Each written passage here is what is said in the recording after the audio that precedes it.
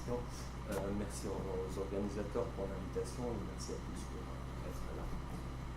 L'objectif à la fois modeste et un peu excessif de ma présentation est d'apporter un éclairage sur un passage de contribution à la philosophie qui me semble contenir d'une manière extrêmement concentrée tout un ensemble d'engagements théoriques structurants pour la pensée de Heidegger et permettre ainsi de circonscrire le champ d'interrogation qu'il a déployé à partir de la seconde moitié des années 30. Mais plus encore, ce passage me semble contenir une des ambiguïtés centrales de sa pensée, une ambiguïté qui, loin d'entraver son déploiement, peut apparaître plutôt comme l'aiguillon ou le ressort secret de sa démarche. Ainsi, sans plus tarder, je cite un passage du paragraphe 256 des Beiträge sur philosophie, le dernier paragraphe de la fugue, le dernier lieu. Je le cite d'abord en allemand et après je vous donne une traduction extrêmement simple. Ob aber ein Mensch beides bewältigen kann, das Ausstehen des Anklangs des Ereignisses als Verweigerung und den Vollzug des Übergangs zur Gründung der Freiheit des Seienden als solchen, zur Erneuerung der Welt aus der Rettung der Erde, wer möchte das entscheiden wissen? Und so bleiben wohl die an solcher Geschichte und ihre Gründung sich verzehren, immer voneinander getrennt, die Gipfel der getrenntsten Berge. Je traduis. Mais quant à savoir si un être humain peut venir à bout des deux choses, endurer la résonance de l'Ereignis en tant que refus et accomplir la transition qui conduit à fonder la liberté de l'État en tant que tel, à renouveler le monde en sauvant la terre, qui pourrait prétendre en décider et en savoir? Ainsi, ceux qui se consument dans une telle histoire et sa fondation demeurent à l'écart les uns des autres, signes des mondes les plus séparés. Fin de la citation.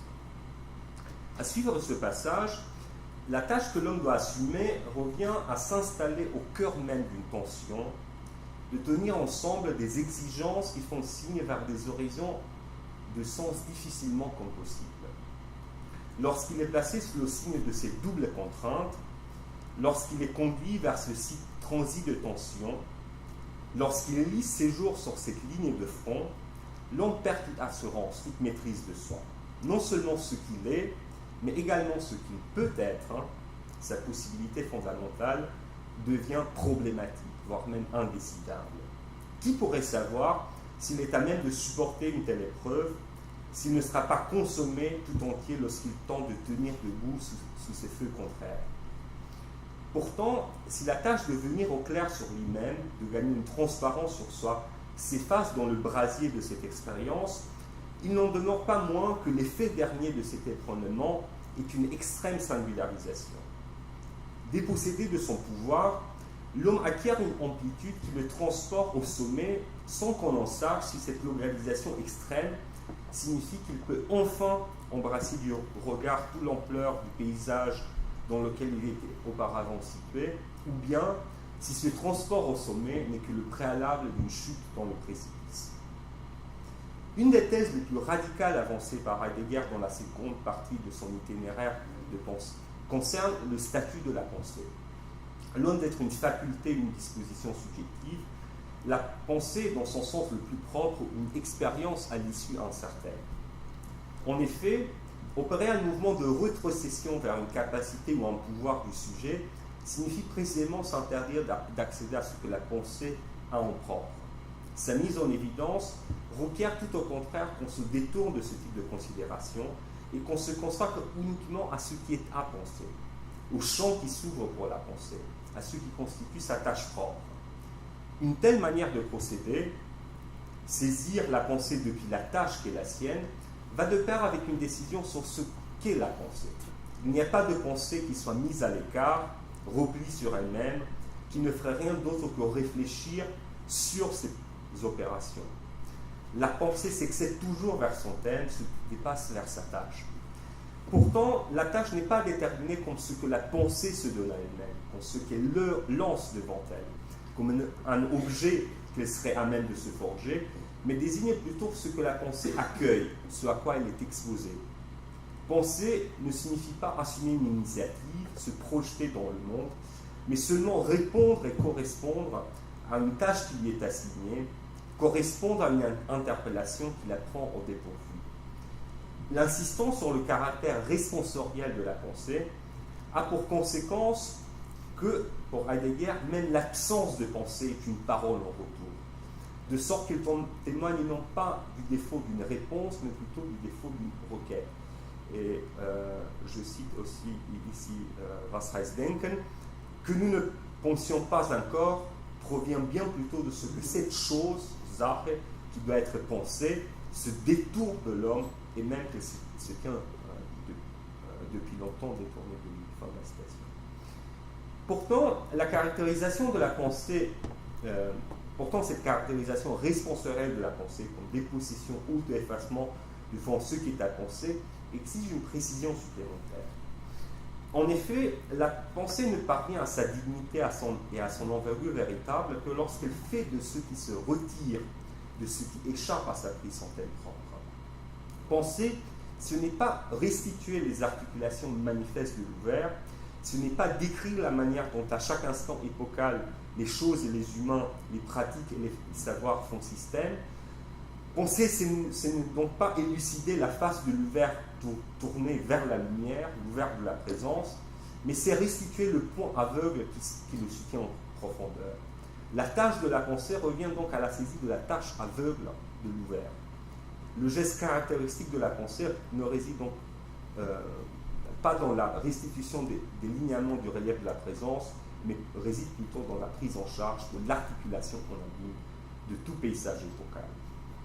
En revenant après ces précisions au passage sur lequel j'ai entamé ma présentation, il reste à saisir avec davantage de précision les coordonnées de ce site déterminées par des impératifs difficilement conciliables et à laquelle la pensée est livrée.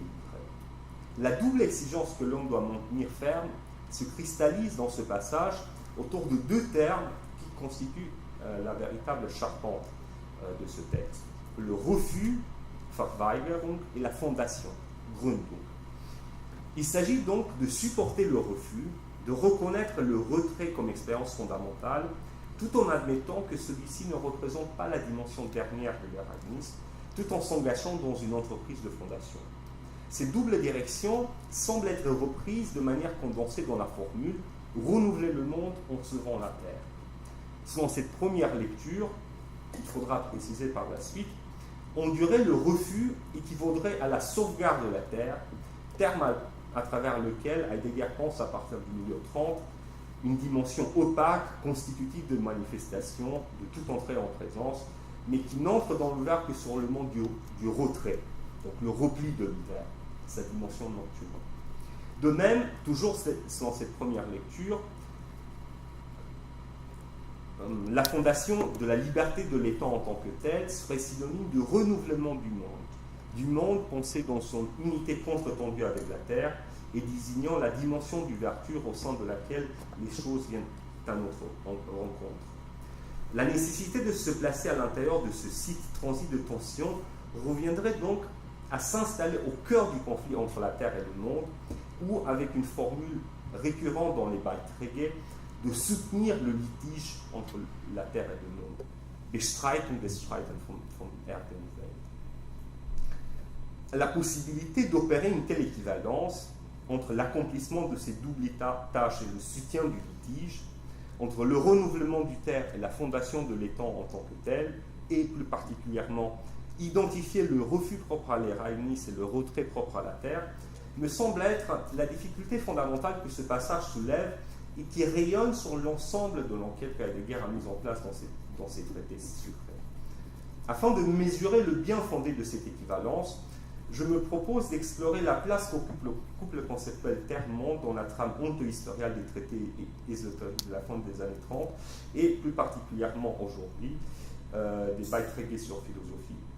Car si ce bilan conceptuel apparaît d'abord dans le contexte d'une interrogation se portant sur la dimension véritative de l'œuvre d'art, les Beiträge élargissent son champ d'application en investissant de la fonction de rendre compte d'autres manières de déploiement de la vérité, telles que la création, le sacrifice, la langue ou l'histoire. Pourtant, le sens plus ample que l'enfantement de la terre et du monde vient ainsi à revêtir légitime-t-il une assimilation du retrait de la terre au refus propre à l'érasmisme? Ceci est la question que je me propose d'inscrire dans ce qui suit. La question de l'origine de l'œuvre d'art me semble représenter une voie d'accès privilégiée au corpus particulièrement ardu et inhospitalier des traités secrets, et notamment de l'œuvre qui inaugure ce parcours, les Beiträge. En effet, il est indéniable que l'interrogation sur l'œuvre d'art, telle qu'elle se déploie dans les conférences de 1935 et 1936 prononcées à Fribourg, Zurich et Francfort, appartient au même contexte théorique que les traités secrets, et les Beiträge contiennent de nombreux renvois explicites à ces conférences. Qui plus est, l'appartenance de cette méditation à la trame globale d'une pensée de l'Erasmisme est clairement affirmée par Heidegger dans un passage de Beiträge, où il suggère que dans les conférences auparavant évoquées, il n'a fait qu'extraire et présenter pour elle-même une question singulière qui a sa place véritable au sein de cet ensemble inauguré par les Beiträge. Pourtant, en procédant de la sorte, Heidegger n'estime pas avoir cédé à une forme de facilité, mais avoir emprunté une voie d'exposition qui possède sa légitimité tout entière. Et là, je cite le paragraphe 23 des Beiträge, toujours en traduction propre. Quelles sont les voies et les mots de présentation et de communication de la fugue de la pensée initiale? La première configuration de la fugue, entre parenthèses, la résonance, le dernier Dieu, ne peut pas échapper au danger d'être lu et enregistré comme un grand système.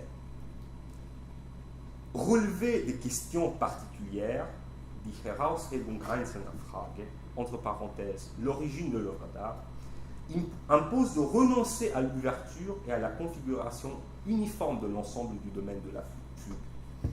Les deux voies, dans leur complémentarité, demeurent une voie de détresse. Mais y a-t-il d'autres voies dans l'époque de la détresse? Une Zeitalter der Not. Fin de la citation. Approcher le problème que les Beiträge affrontent à travers les conférences sur l'origine de l'œuvre d'art ne revient donc pas à imposer à cette œuvre un éclairage extérieur, mais consiste à s'engager à travers une voie quelque peu oblique et latérale dans le même ensemble problématique, à condition, bien évidemment, d'affranchir la question de l'œuvre d'art de la partialité de son exposition initiale. Mais au-delà des raisons évoquées par Heidegger, tenter de suivre cette voie répond d'abord à un souci d'ordre propédeutique. Partir du plus clair vers le plus obscur, du public, ou plutôt de ce qui ne craint pas de se présenter au public, vers le plus dissimulé, le plus discret, l'ésotérique. Si les Beiträge sur philosophie, avec leur langue qui a toutes les apparences d'un idiolecte, sont le mot de Schurman, leur style abrupt et acrobatique, leur articulation savante et opaque à la fois, peuvent apparaître comme un espace protégé de toute ingérence extérieure, qui décourage toute approche au point de dissimuler leur avancée fondamentale. Ménager une entrée dans cet ensemble broussailleux à travers la problématique de l'origine de l'œuvre d'art peut s'avérer une démarche salutaire. Salutaire, en premier lieu, pour le problème que Heidegger y affronte. Mais la raison principale qui m'a conduit à opter pour cette approche est liée au fait que le couple conceptuel terre-monde, constamment employé et dont la signification n'est jamais clairement explicitée dans les Beiträge sur philosophie, est soumis dans ces conférences à une explicitation poussée. L'interrogation sur l'origine de l'œuvre d'art que Heidegger déploie dans les trois versions des conférences prononcées en 1935 et 1936 s'ouvre à chaque fois sur la prise en considération de deux phénomènes négatifs qui dominent la réception contemporaine de l'art, de ce qu'est l'art. En premier lieu, l'incapacité de fournir une détermination adéquate de la choséité de l'œuvre, de sa dimension matérielle, que le philosophe détermine par la suite comme le repos en soi de l'œuvre, Einsicht. L'insistance sur cette dimension a pour objectif d'empêcher l'assimilation de l'œuvre à une épure formelle, à un message chiffré. Le second phénomène qui affecte la réception contemporaine est ce qu'on pourrait appeler, avec un mot qui n'est pas de Heidegger, la muséalisation, la transformation des œuvres en objets d'art. Ainsi transformée, l'œuvre est retirée donc de son monde, du seul contexte où elle pouvait manifester son sens, pour être livrée à une réception abstraite, fût-elle celle du visiteur du dimanche qui s'adonne à la jouissance que les œuvres impérissables de l'esprit lui provoquent, fût-elle celle de l'industrie artistique capable de convertir tout objet semblable en une valeur marchande. Pourtant, si l'on fait droit à cette double inscription de l'œuvre, c'est-à-dire à son appartenance à un réseau de renvoi déterminé et à sa matérialité, elle peut apparaître comme une voie privilégiée pour la mise en évidence de l'ouvert au sein duquel tout étant peut apparaître. Ou, plus précisément, et avec les mots de Heidegger, je cite la dernière version de la conférence, l'œuvre conquiert en tout premier lieu l'ouvert, l'éclairci, dans la lumière de laquelle l'étang comme tel vient à notre rencontre. L'œuvre ne représente jamais, mais elle met en place le monde et produit la terre. Et l'un et l'autre parce qu'il consiste à soutenir leur conflit. Fin de la citation. L'œuvre laisse donc voir la double dimensionnalité de l'ouvert, ou, si l'on veut, la dimension mondo-terrestre de l'ouvert, de l'éclaircie. Le geste poétique, parce que finalement, Heidegger opère une équivalence entre le Dichten et la production de l'œuvre, le geste poétique permet aussi de porter à la lumière la double articulation inhérente à toute venue à la présence. Saisi depuis l'activité poétique, l'ouvert s'avère irréductible à un agencement structuré de sens et une légalité accessible à l'esprit. Il comporte nécessairement une dimension opaque, une réserve qui fait précisément qu'il soit à tout jamais impossible d'étaler comme une surface sans ombre devant le regard. Le visage de l'ouvert que l'œuvre permet de dévoiler est donc inassimilable à un régime transparent de sens, à une configuration symbolique déterminée. C'est pour ça que l'œuvre est toujours plus que le témoignage d'une époque, plus que le témoignage d'un monde. Pourtant, une insistance démesurée sur l'opacité de l'ouvert que l'œuvre met en évidence risque de faire perdre de vue son autre dimension, qui n'est pas moins originelle. Car l'ouvert est non seulement la réserve qui excède toute manifestation, mais également le pouvoir de porter à la présence. Saisi à l'horizon de l'expérience poétique, l'ouvert apparaît non seulement comme une dimension opaque et recelante, qui résiste à tout projet d'appropriation, mais également comme un processus qui porte sans cesse à la lumière des étangs, en distribuant les écarts entre eux et en les défaisant sans cesse. Le sens véritable de l'ouvert apparaît au carrefour des deux moments, dans l'articulation instable entre la terre et le monde, l'assise opaque, une constellation de sens déterminés, dans le rapport mouvant, dans le jeu qui s'établit entre eux. Le caractère mouvant de ce rapport interdit de concevoir le retrait et l'éclaircie comme deux pôles isolés dont l'union paisible constituerait l'ouvert. Tout au contraire, il s'agit d'une unité polémique. Comme l'écrit Heidegger dans la première version de la conférence, je cite, « Le monde ne tolère rien de fermé, de caché. La terre veut dans son acte de se fermer être tout et reprendre tout en soi. » Fin de la citation. C'est cette tension, ce conflit entre le s'ouvrir et le se fermer que l'œuvre permet de porter à la lumière. L'œuvre laisse voir donc ce double mouvement.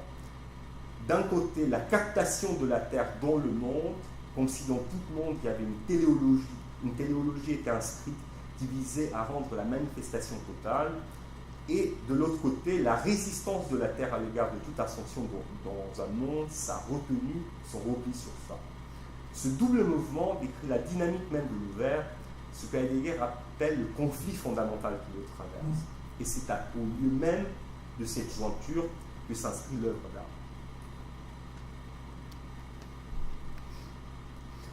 Maintenant, il faut remarquer que la compréhension du monde comme situé dans un rapport conflictuel avec la Terre constitue une thèse assez bien circonscrite au sein de l'œuvre d'Heidegger. Elle relève de sa méditation développée dans les années 30 à laquelle appartient aussi les Beiträge. Pour préciser cette configuration particulière, on peut en effet distinguer trois étapes dans la pensée heideggerienne du monde. peut distinguer d'un côté une compréhension ontologico-existentielle du monde, ensuite une compréhension épocale et conflictuelle, et ensuite une compréhension topologique qu'on pourra même qualifier de post-historiale. La première conception, et c'est celle qui est la plus connue, il me reste combien de temps à peu près? Une dizaine de minutes, ok. Bon, bah, ça va. Bon, c'est la plus connue, mais bon. Il est bien aussi de la rappeler. L'analyse du monde que Heidegger propose à l'époque des traitants est articulée autour de deux pivots théoriques. En premier lieu, le monde est saisi comme une totalité de renvois à l'intérieur de laquelle les temps peuvent être découverts. Ces décisions théoriques conduisent à la dissolution de la fixité, de l'autoconsistance de l'étang, en faisant aussi un point de passage dans un réseau plus vaste, le complexe de la tournure. Loin de pouvoir être saisi comme une chose circonscrite, à contour net et tranché, l'étang ne reçoit son sens que de son intégration dans une trame globale, à la faveur de son insertion dans une région et, au bout du compte, dans la région de toutes les régions qu'est le monde. L'étang se dépasse toujours vers la structure de renvoi dans laquelle il est inséré, il est toujours davantage que lui-même. Pourtant, le monde apparaît non seulement comme un complexe de renvoi, mais également comme une totalité de compréhension. Il s'avère aussi être un moment structurel de l'être au monde, c'est-à-dire du Dasein. Ça, c'est la thèse la plus connue sur le monde de Heidegger. Le monde comme un moment structurel du Dasein. Or, si on regarde des textes qui gravitent autour des traitants, qui se trouvent dans son immédiate proximité, comme le cours le célèbre cours de 29-30, on voit que là, Heidegger établit une équivalence sans reste entre monde et manifestation. Je cite donc ce cours: le monde n'est pas la totalité de l'étang, ce n'est pas l'accessibilité de l'étang en tant que tel, ni la manifestité de l'étang en tant que tel, manifestité qui sera la base de l'accessibilité. Le monde, c'est, je cite, la manifestité de l'étang en tant que tel. Au-delà de ce sur quoi Heidegger insiste assis, il s'agit de retenir l'équivalence entre monde et manifestation. À l'intérieur de ce cadre théorique, le monde n'est pas situé, n'est pas rapporté à l'égard d'un retrait ou d'une réserve. Le retrait n'est qu'un phénomène négatif, imputable à une démondialisation du monde. Ensuite, la compréhension épocale et conflictuelle, que j'ai déjà évoquée, consiste à affirmer que le monde est l'agencement des renvois qui configurent le lieu où adviennent les décisions essentielles d'un peuple. Le monde est donc corrélé à un peuple historial et non donc, avec la formule de Reinhard Schurman, une constellation voilante des voilantes. Comme Heidegger l'écrit dans l'origine de l'œuvre d'art, je cite, « Le monde n'est jamais le monde de tout le monde, d'une humanité en général, et pourtant tout le monde dessine toujours les temps dans son ensemble. » Enfin, donc j'insiste pas sur cette conception-là que j'ai déjà évoquée. Enfin, il est important de distinguer, autant on distingue entre l'approche d'Heidegger dans les années 20 et ce qui se passe après le tournant, autant parfois on écrase toute son œuvre après les années 30 comme si c'était une même chose ou comme s'il défendait les mêmes thèses. Donc, enfin, à partir de la fin des années 40, et je pense ici notamment aux conférences de Brême, Heidegger formule une conception topologique et pourrait-on dire même post-historiale. Le monde comme guéphire, comme quadrature au cadran, comme l'ajointement ou le jeu de miroir des quatre contrées fondamentales que sont la terre, le ciel, les dieux et les mortels. Le monde se modifie dans la chose en lui accordant de s'ouvrir vers les quatre orients du monde, de se montrer donc comme quadruplement enraciné. Il s'agit, à mon sens, d'une conception post-historiale, c'est-à-dire post-métaphysique, car Heidegger semble indiquer que l'advenue du monde comme monde présuppose l'évanouissement de l'être qui a marqué l'histoire occidentale. Ainsi, dans la conférence d'Igefar, il note, je cite, « Lorsque le monde advient en propre pour la première fois », justement, il s'agit de montrer que jusqu'à maintenant, on n'a pas vraiment eu affaire au monde, hein, ce qui n'était pas du tout la thèse des années 30. Lorsque le monde a vu en propre pour la première fois, l'être s'évanouit, mais avec lui aussi le néant dans la mondification. Je vais faire ma citation. Si la Terre conserve une part déterminante dans ce cadre théorique, elle nomme un des cadres, elle n'est plus située dans une opposition tranchée avec le monde, mais devient un des horizons institués par la mondification.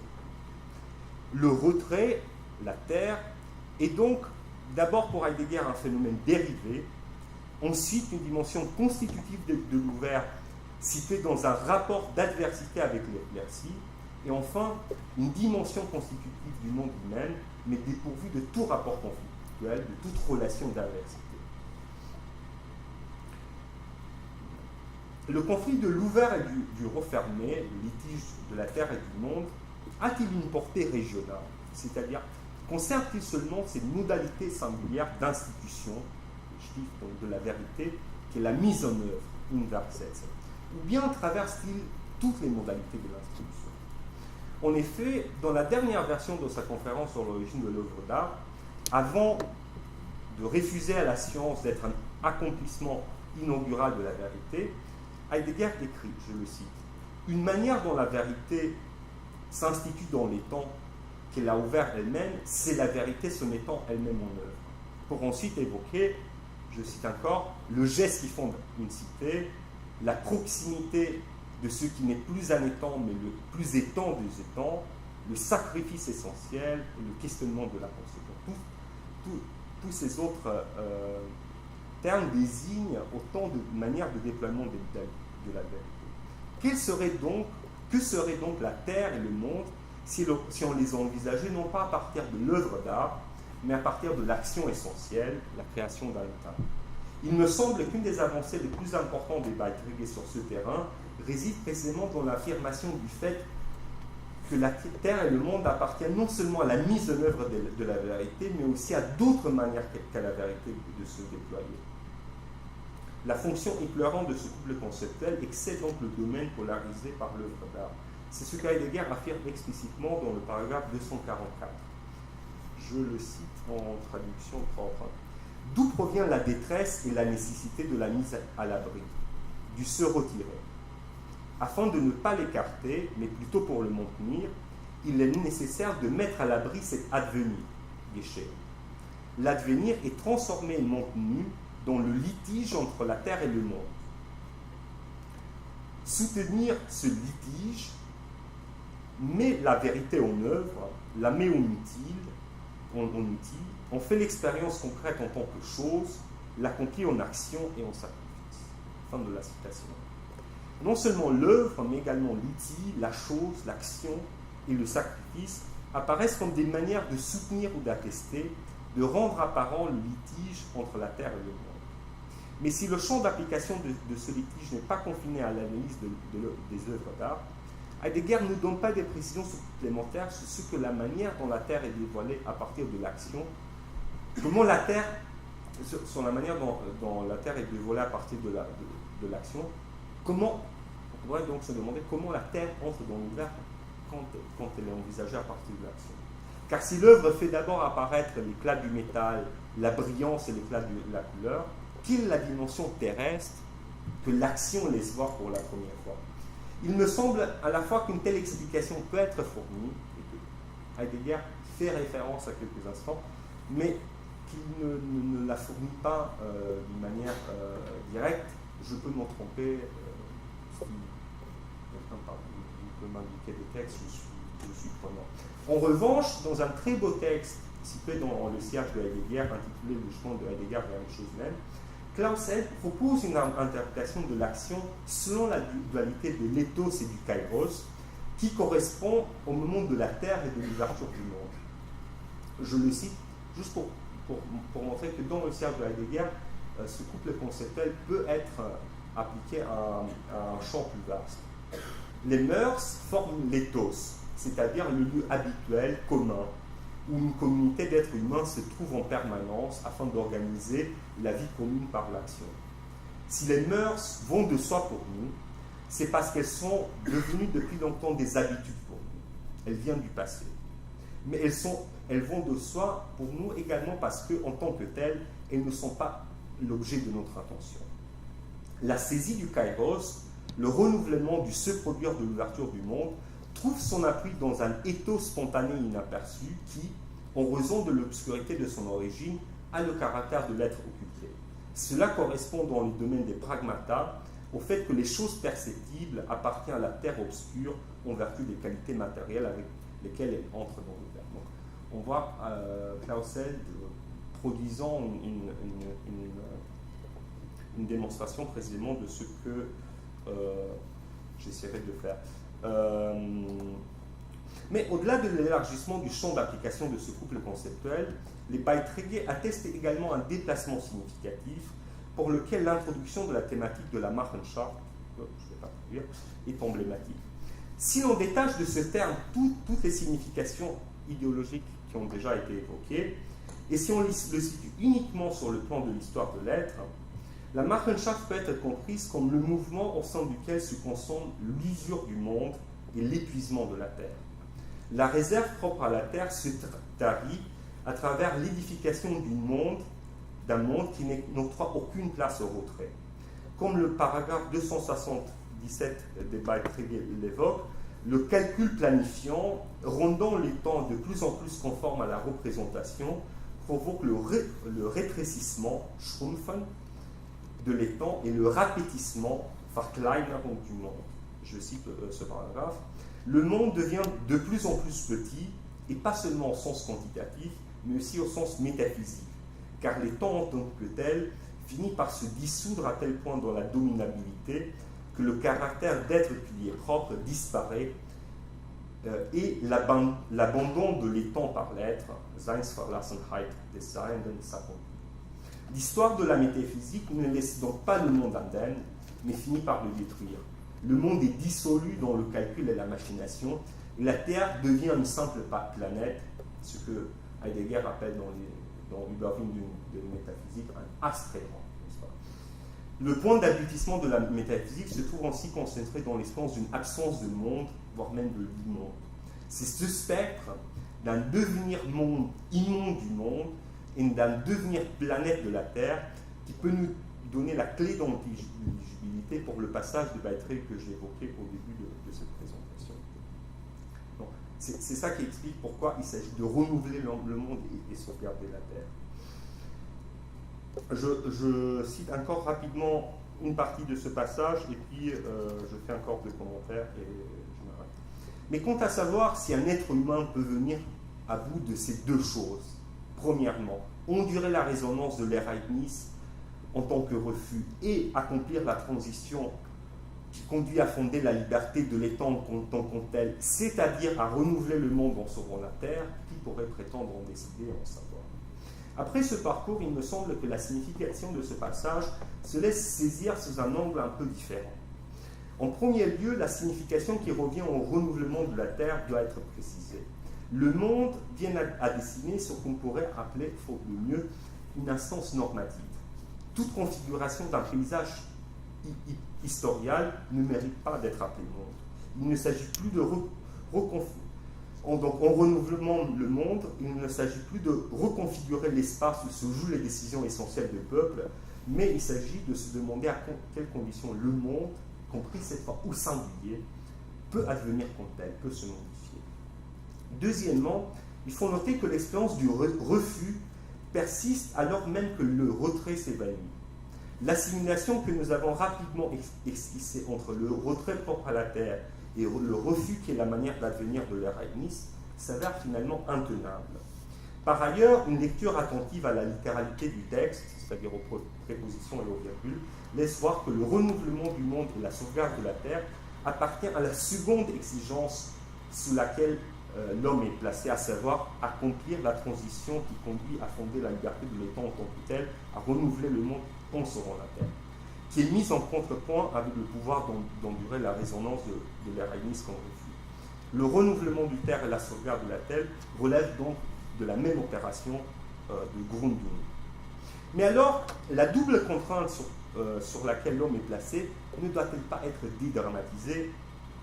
C'est-à-dire, Si l'usure du monde et l'épuisement de la Terre laissent indemne les Leibniz, si même on pourrait dire, faisons appel cette fois à une thèse que Heidegger avance plus tard, s'il y a une simultanéité entre le Gestell et les Leibniz, au sens où c'est seulement après l'épuisement des possibilités de la métaphysique qui s'atteste dans la domination radicale de la pensée calculante qu'un lieu peut advenir à partir duquel la saisie de Leibniz peut se déployer. Est-ce que les deux exigences ne veulent pas dire finalement la même chose? N'est-ce pas précisément parce que le tournant travaille la constellation épocale qui est la nôtre, que la métaphysique peut apparaître comme un champ clos et que ces différentes époques peuvent être nommées, c'est-à-dire désignées à partir du principe qui a été chaque fois dominant, qu'elles peuvent finalement apparaître dans leur rapport avec les Leibniz. En effet, le parcours épocal qui finit dans la Markenschaft, loin de compromettre et de déchirer cette réserve de l'être, ne la fait-il pas voir pour la première fois? La ruine de la métaphysique possède aussi une fonction heuristique en ce qu'elle permet que cette réserve, dont la métaphysique est demeurée ignorante, devienne pour la première fois peine pour la pensée. Avant de signifier épuisement, cessation ou obsolescence, cette fin de la métaphysique désigne un topos précis, celui à partir duquel une considération globale de l'histoire devient enfin possible. Il se peut donc que la constellation de sens déterminée par la Markenschaft, en dépit de la dévastation qu'elle instaure, soit un lieu privilégié à partir duquel il devient enfin possible de répandre une clarté sur l'ensemble de l'histoire de la métaphysique et sur ce qui la soutient en profondeur, les Leibniz. Merci.